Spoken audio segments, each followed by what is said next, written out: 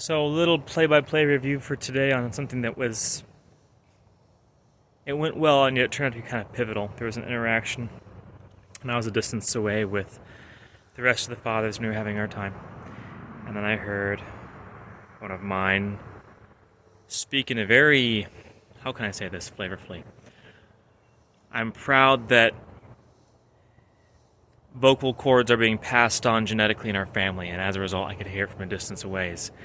And I got up and I saw he made his very loud exclamation and ran away from his huddle of his friends. My first thought was, dude, what are you doing, man?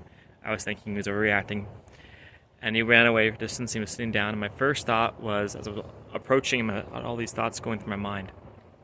My first thought was to just tell him, hey, what is going on? Like, what are you up to? Because before this, about 10 minutes before this, was another blow up, which got addressed, and yet twice in a row it starts to become like a boy who cried wolf thing, and I just want to come down heavy on it.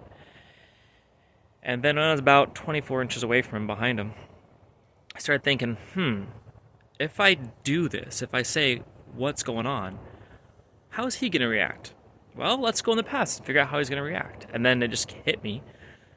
He's going to jump up and run away to some other place where he feels comfortable sitting down and crying in peace.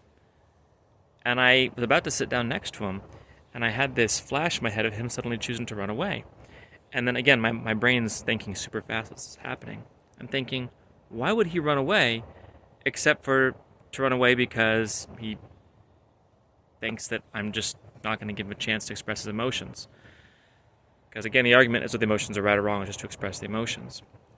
So I told myself, if I sit down, I really want to value the opportunity to connect with him, and I'm actively going to act in such a way that he feels comfortable talking to me. So I just sat down, I was just quiet, just sat next to him. 10 seconds later, he's thrown himself in my arms, crying about misunderstanding. Apparently there was something with a spider, and one friend's way to express concern was to try and whack something out of the way, but whacked him in the mouth, and he felt micromanaged, and we were able to solve it. But the pivotal point that I'm just doing the reflective play-by-play on is there was that key moment where I wanted to just go, hey, what's the problem? Get your act together. And it just suddenly hit me.